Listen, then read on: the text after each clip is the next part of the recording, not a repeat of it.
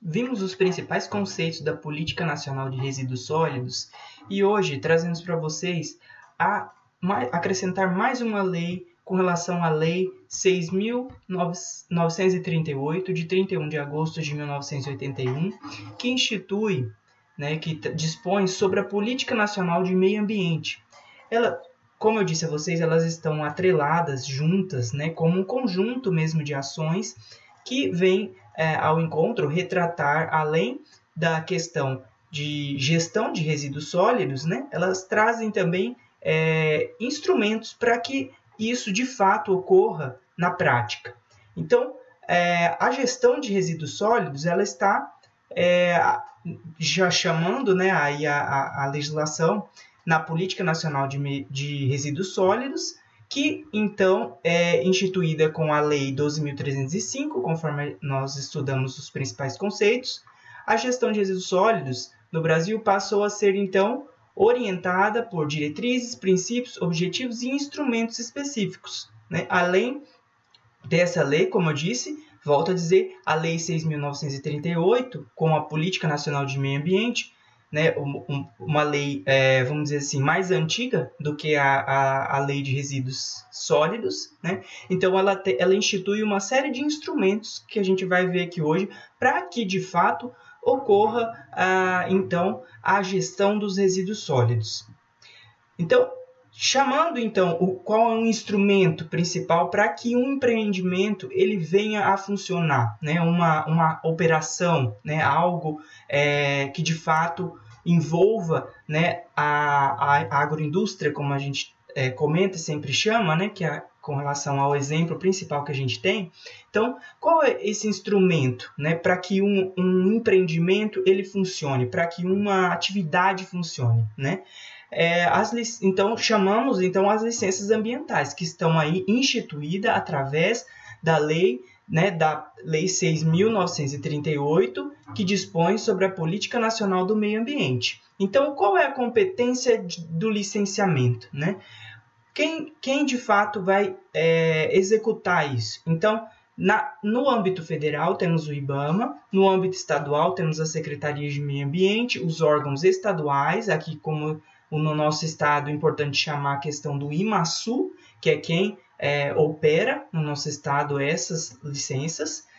Municipal, se caso haja, com prefeituras e órgãos municipais. Volto a dizer para vocês, sempre a questão dos resíduos, e agora falando das licenças, a gente tem a Política Nacional, que ela vai dar suporte às demais hierarquias. Então, a gente tem as demais esferas, estadual, municipal, que também podem legislar com relação a isso, nunca excludente, sempre adicionando alguma informação a mais para que, de fato, ocorra, então, a questão da preservação ambiental como geral, como a gestão do resíduo de fato ocorra, isso vai ocorrer o quê? Uma preservação do meio ambiente.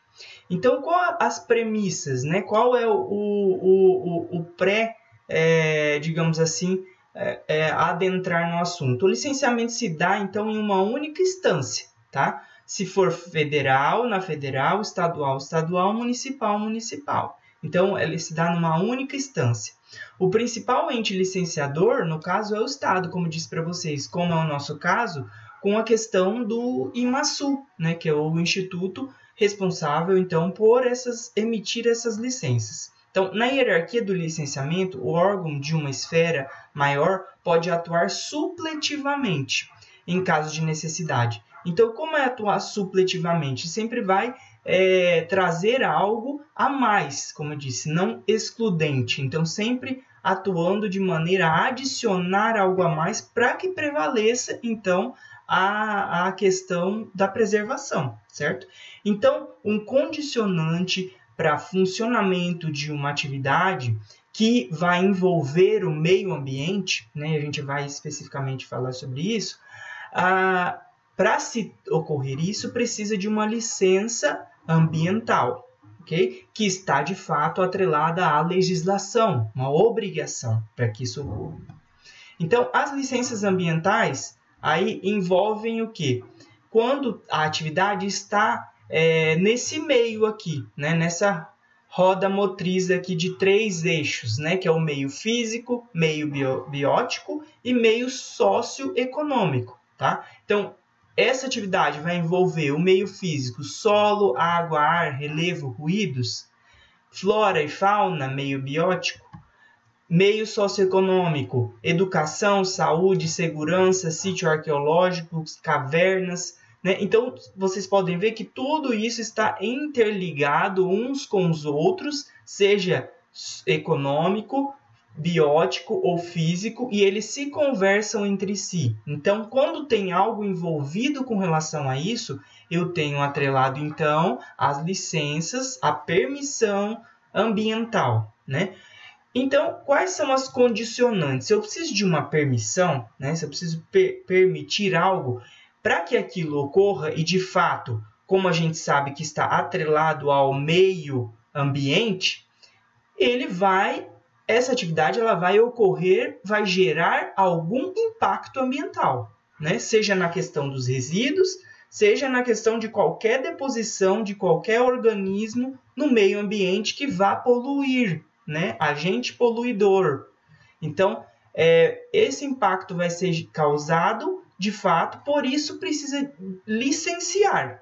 Mas para que essa questão da licença, né, de fato, ela ocorra, para permitir isso, eu preciso dar uma condicionante, né? Eu preciso permitir para o quê? Desde que haja o cumprimento de algo para que o impacto seja minimizado, certo? Então, as condicionantes da licença. Então, para que eu emita essa licença, eu tenho que haver uma condição para que isso ocorra. Então, por isso, condicionante.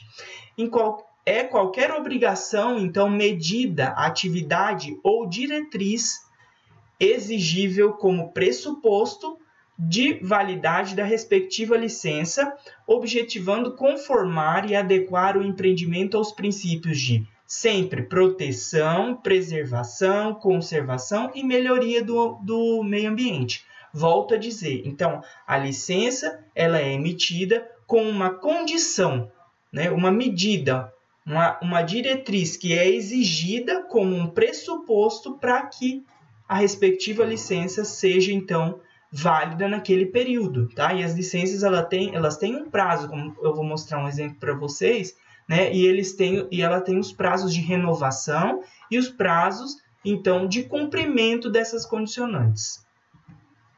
Aqui alguns exemplos, né?